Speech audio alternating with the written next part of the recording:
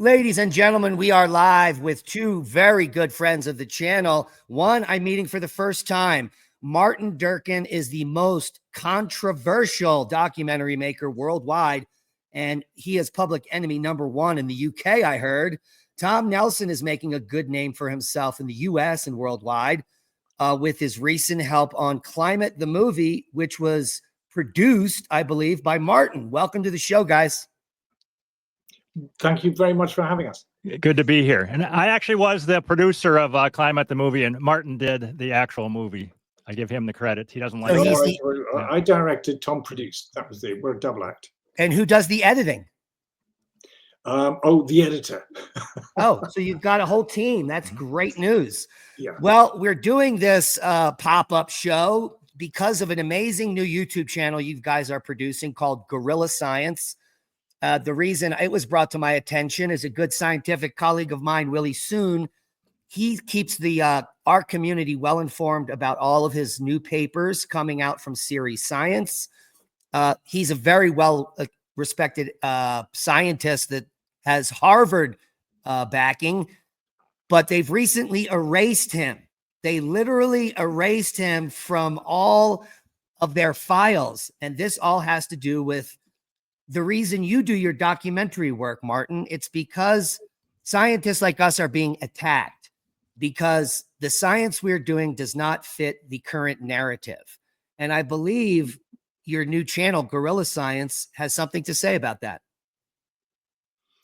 That's right. I mean, one thing that Tom and I were keen to address in Climate the Movie, and we started to do it there, and we're continuing to do it in the additional films we're making for Guerrilla Science, is why precisely this is happening. What you describe as the current narrative. What's the basis for the current narrative? Why is it going on? Because it's not just a misunderstanding. You know, I think that there's a quaint feeling that's dying out now, but has been prevalent for too long, that this is just a misunderstanding. You know, that the scientists who are buying into this, they just got the wrong end of the stick. And if you give them the right data and point out the problems in their analysis, then they'll see reason and they'll come around to our way of thinking. But I realized actually some time ago that that wasn't true. And please do interrupt, Tom, by the way, I'm hogging it here. But there was something else going on. There was something driving all the climate alarm other than science. And actually, you mentioned Willie Soon. I made a film back in 2007, The Great Global Warming Swindle, which I was on the podcast, yeah, Tom's podcast, talking about. I was going to bring that up. That was your first groundbreaking piece that got worldwide, and it's been almost 2 decades now, 18 years since that came out, and still we are in the same place we were then. Nothing has changed. Yeah. Well, in fact, the first time I started off on this road was 1997, when Channel 4 in the UK asked me to make a documentary series on environmentalism. And I didn't want to do very much on global warming and climate change, because I thought, well, that's going to die out soon, so there's no point in concentrating on that. But it hasn't. But the story I wanted to tell was that in 2007, we flew an entire crew from London to Boston to interview Willie Soon and Sally Baliunas, who at the time were working at the Harvard and Smithsonian Center for Astrophysics, because they were two extraordinarily good scientists with really interesting things to say. And I remember waking up in the hotel in Boston that morning to a call from Willie, and he was incredibly apologetic and said that I'm afraid we've just been threatened by the press office and the hierarchy at Harvard and Smithsonian, that if we give you an interview, we'll be sanctioned, so on and so forth. So I'm incredibly sorry, we're not going to do it. And he was mortified, because I'd met him in Stockholm sometime earlier, and we'd flown all over there for this interview, because they'd done really interesting things on the sun. And they weren't allowed to do it. And the lovely thing about Tom's suggestion, which was kind of remaking the film and making it better, I hope, than The Great Global Warming Swindle, was that we finally could interview Willie and Sally Baliunas. And Sally doesn't talk to anyone really about this, and she only agreed to do it because I was making the film, and she sort of felt guilty and sort of Sally is the loveliest woman. I mean, as you know, both know, I'll shut up after this, I'm hogging it. But as you both know, so many of these people who are so demonized, Willie is so demonized. You could not meet a nicer man. You could not meet a nicer guy. And Sally Baliunas too, she's had so much crap for just being a solar physicist and following her intuition and following her curiosity and being, being loyal to her science, being true to her science. It was Sally's had such an awful time. I mean, Willie's a fighter, as you know, but Sally, I mean, she had a miserable time and retired early, and has just been effectively bullied out of being a physicist. But no, it was lovely having a chance, thanks to Tom, to remake the film and connect again with Willie and Sally. I'll shut up now. Well, here I have a little thing to add to that. So I've been jumping through hurdles for the last decade since I start my first YouTube channel. I figured I would go in, give my credentials in paleoclimatology. I'm a stratigrapher. I taught at university for years.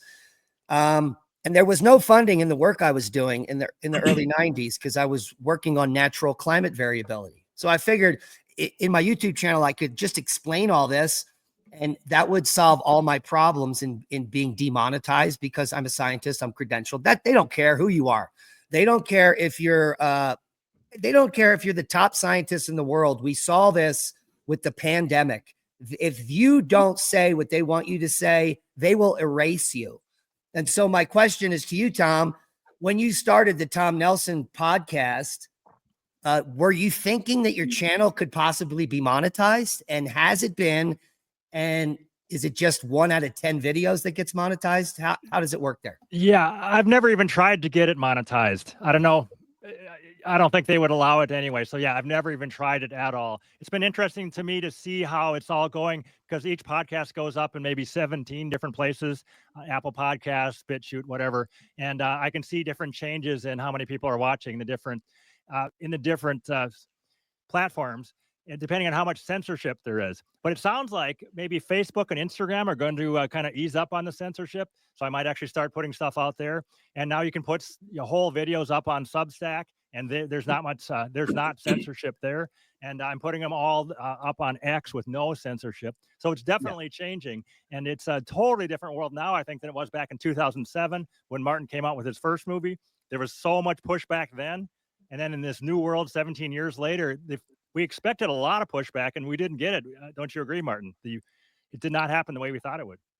Yeah, no, it was 2007 was absolutely awful. And for about 3 years after that, I wasn't commissioned again from Channel 4. I was a regular kind of director for them. But there was a kind of real awful chill of ostracism after that film went out. But after this one, we were really, really careful with this one. Everything was fact checked, footnote, we were, absolutely sure there was no scope for attacking us. And they haven't. I mean, they're trying to ignore us desperately, but I think they're on the back foot now. I mean, the science is so against them. Yes, I think they're worried. Well, interesting with the new administration. So I can tell you, because I have been monetized for 10 years, I was demonetized for extended periods 3 times because of things I said about COVID-19. All of the things I said were true in retrospect, but I was shut down completely from earning a single penny. And also about 5 years ago, I went from getting 1,000 subscribers a month to none. It was literally 1 to 10 a month subscribers for years. And something happened about 6 weeks ago. I don't know what happened, but something happened where they put me in a new algorithm and I'm back to 300 to 1,000 subs a month. Like they turned a switch. Nothing has changed with my programming. It's the same show every night. I go over the weather, some controversial topics, blah, blah, blah. But something happened. So they're scared. They're starting to turn off the shadow banning and the censoring because with this new administration, there's going to be clarity. There's going to be visibility. They're going to reveal things that they've done. And I think that the people at the highest levels, some of them at least, are scared. So I think it's very interesting you say that flipping the switch, because I've been saying that exact thing. I saw the same thing maybe 6 weeks ago on my channel. that Huh. I had a Ian Plimer podcast, and all of a sudden they were showing that thumbnail way more than I expected. And I think they turned it the other way maybe a couple years ago. For a Yeah. while, they were showing my thumbnail, then they turned it off. Now they turned it back on. It looks like very interesting. And there's a guy named Peter Ridd from the Great Barrier Reef expert. He I was on my just interviewed him. Oh, you did? Did Yeah. he mention the vibe shift? He talked a Yeah. lot about the vibe shift. Yeah. Yeah. I think that is definitely happening. Or I think Mark Andreessen called it a preference cascade. I think just in the last couple, 3 months, there's been a big switch over in many different places. And it makes me very optimistic. You must have been optimistic after talking to Peter Ridd. I was I was on a high after talking to him because he Well, is looking at it. Yeah. he still got completely screwed and his entire He career did, yeah. destroyed. So, Mhm. I mean, for me, I never went in there to have my career destroyed. I just reemerge as a scientist with a different voice to stick my foot up of the people, right? The people that are controlling this narrative. It's funny when you start to, Martin, you obviously look at lots of science articles, the misleading titles in these articles that can easily be debunked by anyone that just spends 5 minutes searching the internet for some data. It's just like, it's either these science writers are purposefully being deceptive or they're being paid to lie to us. What do you think it is? I think it's a combination of things. I mean, we explored this a little bit in the film because you often have science papers that will sound a bit gung-ho, kind of global warming, but actually the data doesn't support that sort of further down, but they've still got to play the game. And I think partly it's because do you want to get published in a journal? Then you can't be skeptical. Do you want your funding to continue? You don't want to endanger that. Do you want to be incredibly unpopular with your friends and colleagues at a university? For 2 reasons. First of all, I think if you're rocking the climate funding boat, then your university and other colleagues will get cross with you for that. But also, it's a left-wing thing. If you're right-wing and horrible and evil and wicked, then you'll be drawn to climate skepticism. If you're good and left-wing and socialistic and all that sort of thing, you will be into the climate thing. There's a very clear political divide within the university system. I mean, you've seen, I'm sure, the statistics on how academics vote. It's overwhelmingly left-wing. I mean, it's overwhelmingly socialist. And by the way, by socialist and left-wing, I don't mean they're on the side of the workers. They're on the side of a very big controlling state. That's what left-wing means. It absolutely has nothing to do with the socialism and the left have nothing to do with concern for or identification with the ordinary working Joe. Absolutely, the complete opposite. Yeah, this isn't a new phenomenon. So in the early 90s, I could get no federal funding for natural climate cycles or natural climate variability. Only the state would be like, okay, here you can have $2,000 or $3,000 for hotels. Because at that time, the National Science Foundation was turned over to the government. So it was no longer an independent group. It was being run by the shadow government because normal government officials don't know anything about science. Why would they run the National Science Foundation? So they picked like leading scientists, which are clearly these indoctrinated scientists that are getting the funding they need federally by saying the right things. And in the end, we're talking 40 years later, you have nothing but garbage science, a bunch of puppets walking in line, lockstep, and following recommendations from groups like the World Economic Forum and World Banks. It makes zero sense. The whole idea of science being a consensus is crazy. Tom, do you want to touch on that?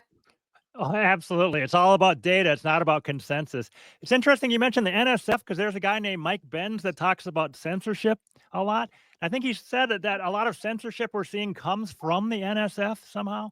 I don't know, but for whatever reason, as we're all seeing, there's tons of censorship of the truth. They're trying to do it, but I think they just can't. They can't hold it back. I think we have so many different ways to get around the censorship. I'm very, very optimistic overall that the climate scam is crumbling in front of our eyes right now. We're watching it crumble. There's this banking alliance that just crumbled as well. A bunch of the big banks are just leaving one after another. There's a lot of positive signs. Well, and that's why you guys teamed up to start Guerrilla Science, correct? Yeah. Yep. So you're going to be pointing out some of this propaganda on the channel. What is the mission of Guerrilla Science? The mission is to put out lots and lots of really high quality films with really good science in, but putting it in a really digestible form, so that, you know, we're trying to make it entertaining as well as solid. I mean, as you know, there's so much science to go into. A lot of it actually really interesting, but at the moment it's often buried away in places in, you know, No Trick Zone and, you know, Anthony Watt's website and so on and so forth. And the idea was, if we get together some really great animators and filmmakers, how do we make that live and breathe and hopefully reach an even bigger audience? And so that's kind of, so I don't know if you've seen the Willie soon has become time traveler, and he goes back to visit the dinosaurs and so on and so forth. So we're going to have fun with it, but at the same time, it's going to be very, very highly polemical, not just about the science, but also the politics behind it. Because I think you can't really understand the climate alarm without going into the politics and looking at the social basis of it. Because, as you know, so often if you're in a conversation with someone and you say, by the way, the science doesn't stack up, they say, oh, why should I believe you? You know, you've got NASA there and you've got government organizations there, you know, who are you? So you've got to address the notion of that consensus. You've got to really punch a hole in this notion that the publicly funded science establishment and establishment in general is trustworthy. I mean, COVID's been a huge blow to them, and we need to push that home and make the point that these seemingly, you know, butter wouldn't melt huge institutions that seem to inspire confidence are in fact the most deplorable scoundrels who, you know, are prepared to push the most, you know, arrant nonsense and flagrant lies. So we want to get that across as well. Wouldn't you say, Tom? And in fact, you've made a great a short film on the 97% consensus, for example. Yeah, I think you're doing a great job of writing the scripts. And one thing a lot of people said is that in the 80 minutes of Climate the Movie, you didn't cover my favorite thing. There's so many different things to cover. And we hope to make a 5-minute or so video about many different, digging way down into things like the consensus and all sorts of other things. I wanted to mention one fun thing that Willie Soon pointed out that I did not know, is that about dinosaurs, that humans live closer in time to the T-Rex than the T-Rex lived to the Stegosaurus. I did not know that. That blew my mind. Diamond, you probably knew that, but I did not. Well, the first dinosaurs, and the earlier we go, we actually can go back around 300,000 years and see dinosaur-like creatures, small ones. But it wasn't until the late 200,000s that we actually had small velociraptor type creatures, which are more chicken-like, just vicious. Imagine a 3-foot tall vicious chicken. It wouldn't be and moving in flocks. It would be absolutely a horrible place to live. But what happened now was, for another 200 million years, we have 3 phases, right, of the dinosaur era, leading all the way up to the Cenozoic, right? Mesozoic, Triassic. So we've got old dinosaurs, middle dinosaurs. And even the funny thing about Jurassic Park, the majority of those dinosaurs didn't even live in the Jurassic. They just use whatever dinosaur they want. But it is entertaining. But the point is that dinosaurs were on Earth for such a long period of time. Humans, our ego is so embarrassing, not only to science, but to everything we talk about. Humans think they're so important on this planet when we literally are a 1 in a million biological pieces working together in concert to create what this planet is, the life on Earth. And for the most part, humans are dirty little parasites. Never before in humanity have humans, I mean, we've been around like us for 300,000 years. Never before have we created so much toxic waste, dumped it in piles, never remediated it. Like, for most of humanity, we were a good species. We worked harmoniously in nature, and something has happened, man. Just in the last 10 generations, we are literally driving the planet into wreckage. We're going to extinct ourselves because of the way we're acting, and the whole planet won't even care. It will keep on functioning for hundreds of millions of years, just like the dinosaurs did. And it's a sad state. But we also create things like Gilbert and Sullivan concerts as well. They're good bits, you know. You expand on that. Gilbert and Sullivan concerts. No, I couldn't dream of it. No. Tom and I went to see Pirates of Penzance recently. A rather wonderful production, but rather wonderful bits as well. I mean, I find that the Greens, the environmentalists, have such a downer on humanity, whereas I think, you know, humanity is really rather wonderful. I just, you know, I love early American MGM musicals. Nothing pleases me more than to shove one of those on. Tom and I went to see the Arsenal last week. I mean, you know, that lifts the spirits. And so, I mean, I take what you mean about we've created a lot of rubbish, but we've done a lot of fantastic things as well. And the miserable, bloody environmentalists who are determined that there are too many of us and we're ruining the place. I mean, for heaven's sake, I would just, you know, get a bleeding grip. You see my garden, you know, it needs a hell of a lot more humans involved in that in order to make it a bit nicer. Right. So we've got a whole political group telling us that humans are bad. We need less people. We need to stop farting and breathing. We're bad. We are the problem. When in reality is we've created all the beautiful things here on Earth. The problem is the multinational corporations, which are glomming on to the left wing, the green movement, and are pushing our planet towards extinction while telling us we're bad. They are the ones. And there's a whole political group that is supporting the destruction of our planet through this nonsense. Yeah, I mean, sorry, I'm interrupting you there, Tommy, about this, but I think two things you raised there which are absolutely spot on. First, that paradoxically, capitalists tend to be among the biggest anti-capitalists. You know, these big corporations actually are trying to suppress freedom, are trying to suppress free enterprise, you know, all the way through history. You can see it through the history of the guilds. Established capitalists, they hate competition. They want to snuff it out. They want to, you know, get close in with the state in order to stitch things up in their own interests. And that's one thing that, you know, such a lie that Marxists claim that capitalists are pro-capitalism.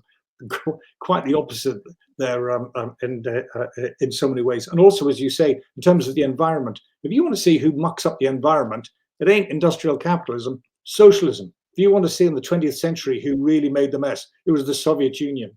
It was Red China. It was those countries, and in fact, it was pre-industrial societies that have got all the dirty rivers and, you know, the really terrible air pollution and so on and so forth. If you want the cleanest parts in the world, go to the most successful capitalist countries in the world. Go to Switzerland. Go to the US. That you find is you'll find the clean rivers and the clean air and so on and so forth.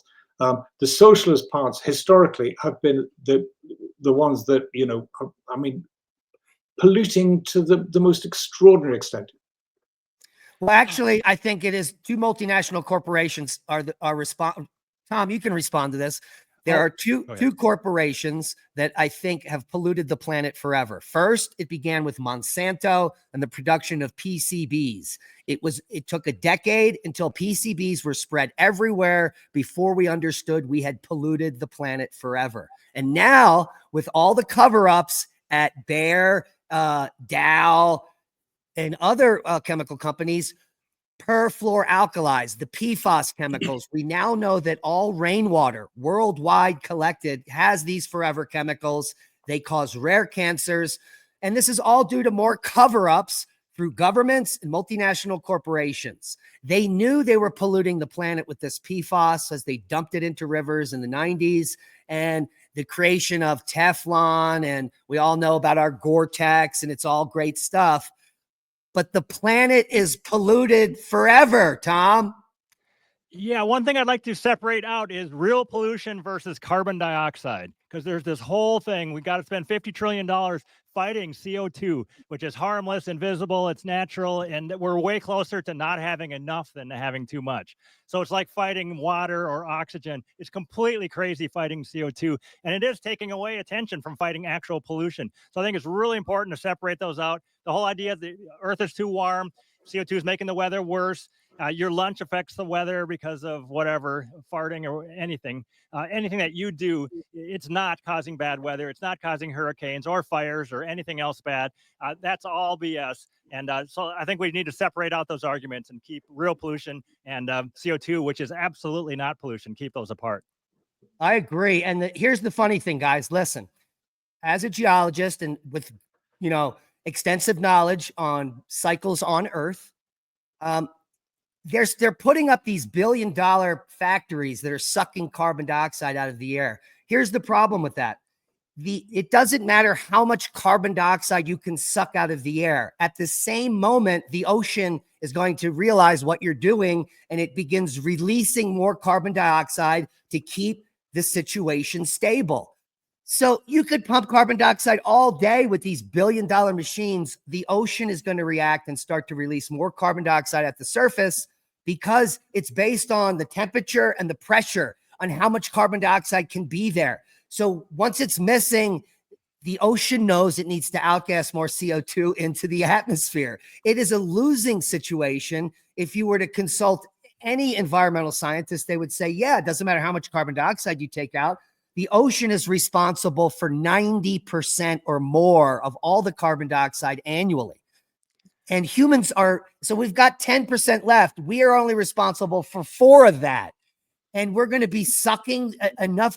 It's just we live in a clown world. Idiocracy has never been more of a documentary than ever.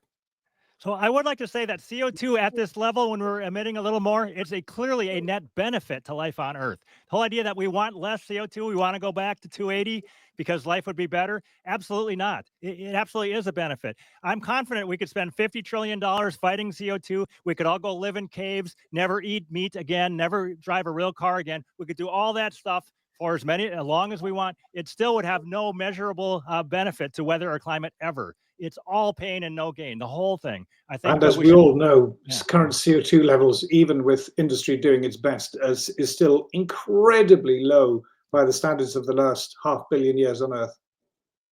Right. And on top of that, it's been rising at a steady rate for 100 years, which means that none of the Paris Accords, none of the climate agreements, none of the billion-dollar carbon dioxide suckers, none of the green plans, none of the implementations of anything have done anything ever to CO2. We can't budget because we have nothing to do with it. But they don't care. They don't care. Their aim is not, they don't care about CO2. They care about, hundreds of thousands of jobs as climate managers and sustainability officers. They care about the subsidies. They care about the increasing legislation and bureaucracy that surrounds as long as the climate, they'd be horrified if the climate problem went away. Their aim is not to address the climate problem. Their aim is to keep it going in order to justify their little number. Yeah, I think it's bad news for us with blockchain, surveillance, and AI increasing rapidly. In 5 years, if they implement some type of carbon credit or something like that, they're going to monitor everything you use, every BTU you come across. You're going to be marginalized. You're going to be prevented from traveling. It is literally going to create some type of slave society if we allow this type of monitoring to get to that level. So, Diamond, have you seen this C40 Cities document that is still online as of a couple of days ago? A whole bunch of major city mayors across the world signed this document, and it's the craziest thing you've ever seen. The goal by 2030, they say, is no meat for any of us. We're not going to eat any meat, no dairy, and only 3 pieces of clothing per person per year. That's it. That's their goal to prevent bad weather, is to limit us to three pieces of clothing per year. Completely crazy that the elites think that if they have this type of control and they make our lives way worse, that it's going to prevent hurricanes or whatever else. It's amazing how out of touch these people are. Yeah, because meat and dairy is the key to health in humans. They're the most nutrient-dense foods. And they've been basically making society sick by adding ingredients in our food that shouldn't be there. This has been going on for 15 years. I helped start the first march against Monsanto back in 2011. It was a worldwide march exposing what was going on with genetically modified foods and how in the future is going to be nothing but pesticides and poison in the supermarket. And now we've got glyphosate basically contaminating every food stream, including organic, because it's all being used on the same production equipment. And I even went on a huge campaign back then against grape nuts, my favorite cereal. In 2010, they changed the ingredients and they added soy protein isolate and a bunch of other garbage. It used to be like barley, malt, and salt. That was the ingredients. And so because I was organizing, I got 10,000 people to contact, I believe it's Post, whoever makes grape nuts. They found me on the internet. So the company, the huge corporation, and said, make it stop. What do we need to do to make these people stop attacking us on social media? I said, put the original ingredients back. And I hung up. In a week, they changed the ingredients back. And now for the last 20 years, Grape Nuts is the #1 selling cereal because it's the only one that doesn't have poison in it. Wow. What Still a success story. I'm impressed. They didn't write an article about me in a newspaper, trust me. Congratulations. That's wonderful. Yeah, so these are little victories. That's a big one. I've got to write down the name of that cereal. Grape Nuts. I don't think we get it. I don't think we get it in London. Really? It's like the #1 selling cereal worldwide now. Going back to the point before, I think it's really important that we reverse in people's minds the causation, and instead of the thing that I often hear that they're doing all these draconian things in order to try and solve the weather. The truth is that they're using this phony weather thing as a justification to introduce all the draconian things.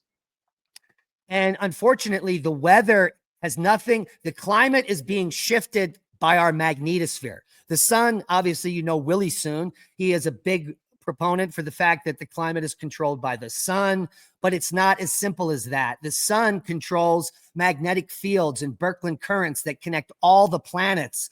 So it's a bigger picture what climate is. It's not cow farts and SUVs. It's so ridiculous. What's happened in the last 100 years, our magnetic field has been reducing exponentially. We are now dipping down into the next magnetic excursion. And during magnetic excursions, as the field strength drops, what we've witnessed in the last 2 decades is the discovery of new types of aurora, white, red, and now cream, and even Steve. These are purple laser beams. This is all because our magnetosphere is waning, more cosmic energy is coming in, and what happens to that energy is what affects our weather systems. Our jet streams are powered by this energy. When the magnetic field is weak, the jet streams break down. They go from zonal flow to meridional flow.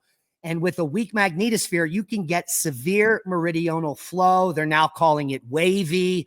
They're calling it the polar vortex entering North America, whatever they're calling it. It's just the breakdown of the flow where you get Arctic air that dips down towards the tropics and back up. And what you get with that is huge weather systems, things that you've never seen before. And then add on the eruption of Hunga Tonga, which added 10 to 12% more moisture in the stratosphere. And so since the eruption of Hunga Tonga, we've had 5 of the largest flooding events worldwide. And it's all explained on climate change. No, it's because of a volcano that blasted a huge volume of the ocean into the atmosphere. That's it. And it is reducing. But we're going to see more and more severe weather events, more cold events in the South. Like we just saw records. The most snow ever recorded in Florida just happened ever in modern history. In fact, doubling the amount of snow ever recorded there from 4 inches to almost 9. And this all has to do with the breakdown of our climate systems, which has nothing to do with CO2, everything to do with the sun and Earth's magnetosphere. Tom, would you agree? Well, yeah, I need to talk to you more about this. That the sun for sure changes the cosmic rays and that changes the cloudiness.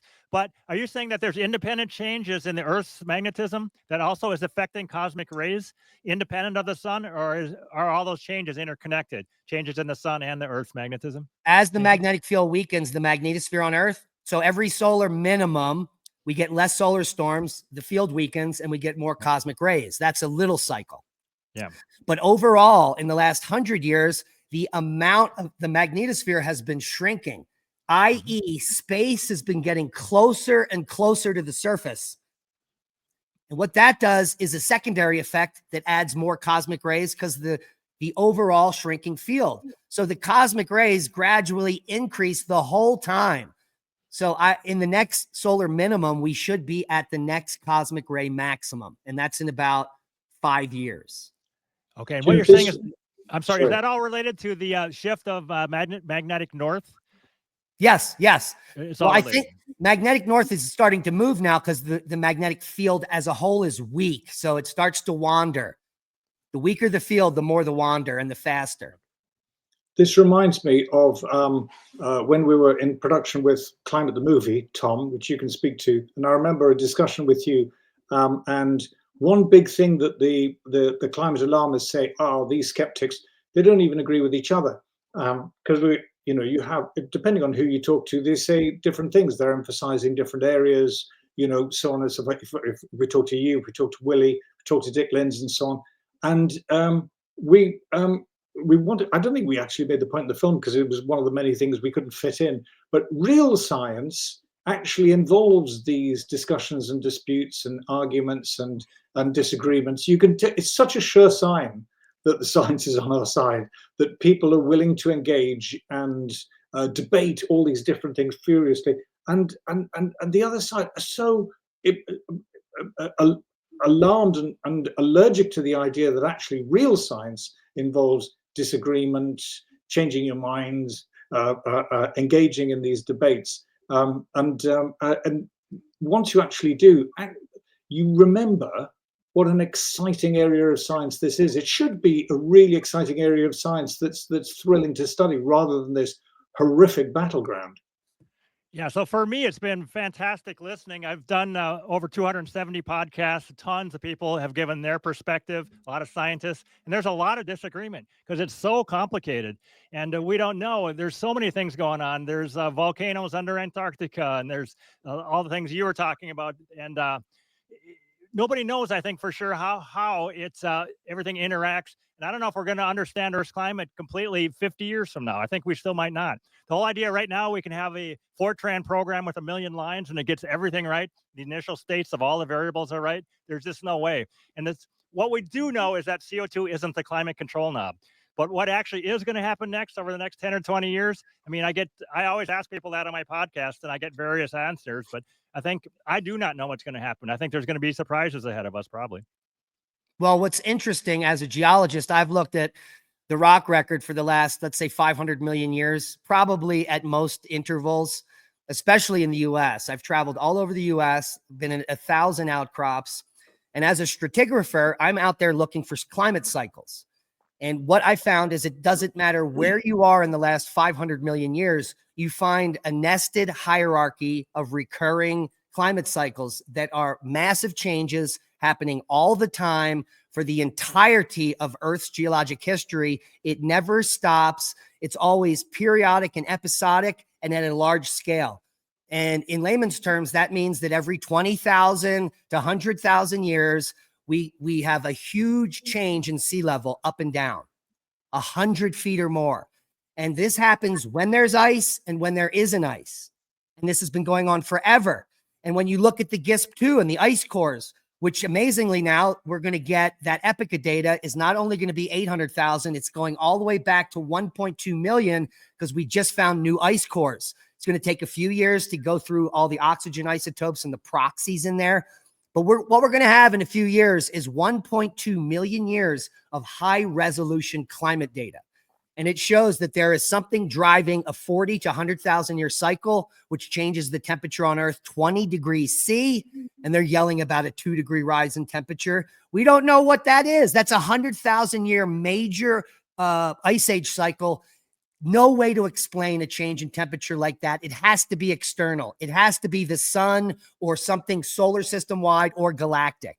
On top of that, we've got a 26,000 year cycle, which they claim is the precession of the equinoxes, whether that's the wobbling of the Earth or our solar system literally moving through the Milky Way in a circle, that's debatable. On top of that, we've got smaller scale grand minima cycles. Every 1,000 to 2,000 years, the sun goes quiet. On top of that, we've got ocean currents. We've got the AMOC, the PDO. And then we've got planetary alignments. We've got lunar cycles. I could go on, and that is just touching the tip of the variables that create climate, and they want to blame you and your SUV. Absolutely ludicrous. Yeah, very well said. I had Carl Otto Weiss on my podcast quite a while ago, and he was talking about just looking at the data, all the different cycles, even short-term cycles, 160-year, whatever. There's so many of them. They're overlaid on each other. And the whole idea that we could look ahead 1,000 years and we can figure out ahead of time, it's not. And then we might go through and get some comet hit us or some large asteroid. There's so many surprises that can happen. So it's going to continue to surprise us as time goes on.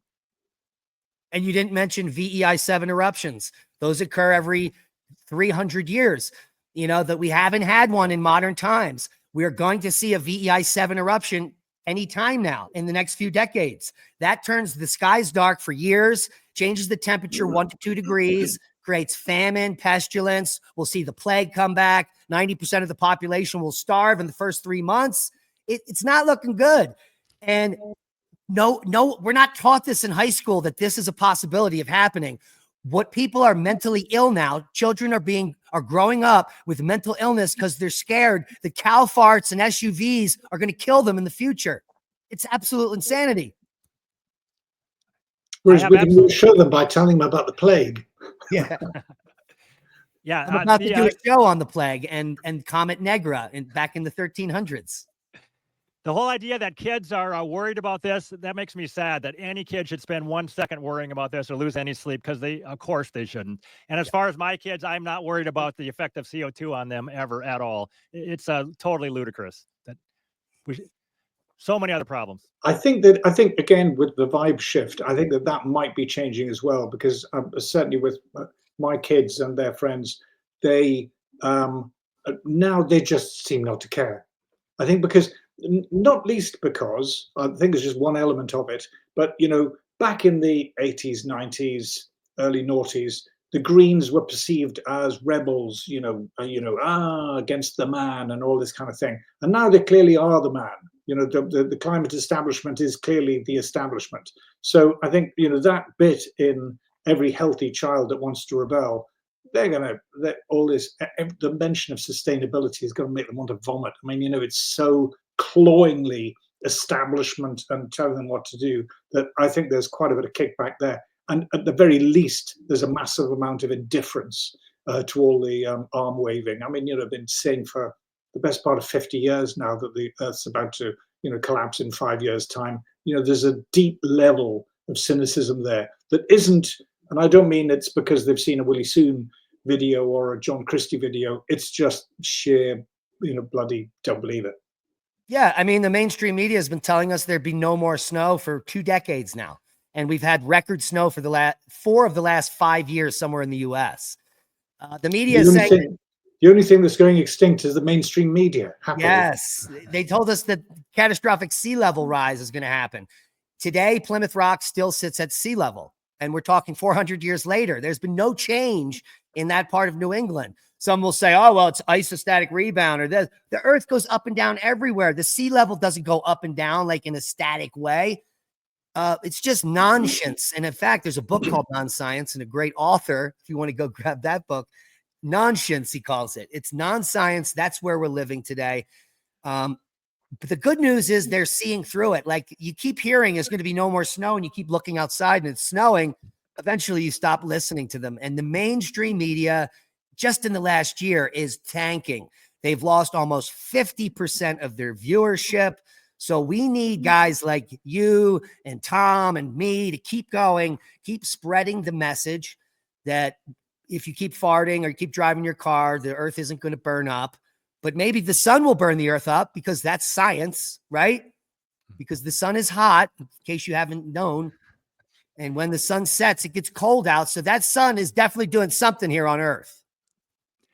One thing that does make me happy is there's been recent elections. We have this idea. We're told that the young people, they're all woke and they're all in on the climate scam. But they had elections in Germany a few months ago, and the young people surprisingly voted kind of against the climate scam. And then here in the U.S., I just heard that the 18 to 34-year-olds voted for Trump. So if you believed in the climate scam, you wouldn't vote for him. So the voting patterns are looking good, I think, for us now. There's sanity coming back. Martin, it's been a great show. Pleasure talking to you. Let's wrap it up in the next 10 minutes or so. Tell us a little about your vision for the future, what you and Tom are going to be doing in the future. And I want to implore everyone that's watching this podcast to just go over to Gorilla Science and support the work they're doing. Subscribe to the channel. It's going to help them get more views. For my part, the aim is to get more and more and more films out there, and hopefully spread the word about the channel so that more and more people look. We need to spread our remit. Do a broader range of films as well. I mean, a really great film would be going out to in Making Climate the movie. We went out to the desert Judea with Ner Shaviv and Henrik Svensmark to describe how geologists look for clues in sediments at the bottom of the ocean and rock formations and so on to see what the variation in cosmic rays in the past and variation in temperatures and so forth. That in itself is such a fascinating story that I think people would be really interested in. I want to do a big documentary with Willie soon on the sun. A much bigger piece on the nature of the sun, nature of the planets, and so on and so forth, which would be absolutely fantastic. But the other thing, I'll say this and then shut up and let Tom polish off. But when Tom said, really encouraging thing is that more people are voting against this sort of thing. The thing that I find discouraging and that we need to fight against is that in a lot of ways, this is the climate alarm is coming from a section of society which hasn't been elected and can't be chucked out of office by normal democratic means. For example, in the UK, the Green Party has only 4 MPs, nothing. No one votes Green in the UK. And yet Green policies absolutely dominate the publicly funded establishment, the political establishment, the civil service, the universities, the schools. That class of people that run that layer of society, we need to spend some time identifying, understanding, and attacking, because they are enormously powerful. That's the kind of the social base, the support base for the WEF. This is the class that provides the staffs of the WEF, the EU, the UN, World Health Organization, so on and so forth. Understanding the nature of that beast, I think, is desperately important for guerrilla science as well, because I think we need to understand the if you like, the social momentum behind these ridiculous ideas. Tom, it's all you. I just wanted to bring up one little nugget of information here. There's a prominent YouTuber called Sabina Hassenfelder. She's got 1.6 million subscribers. She's kind of been all in on this thing that global boiling is going to get us or something. And just this week, she came out with a video that said, warming, I'm more worried about freezing.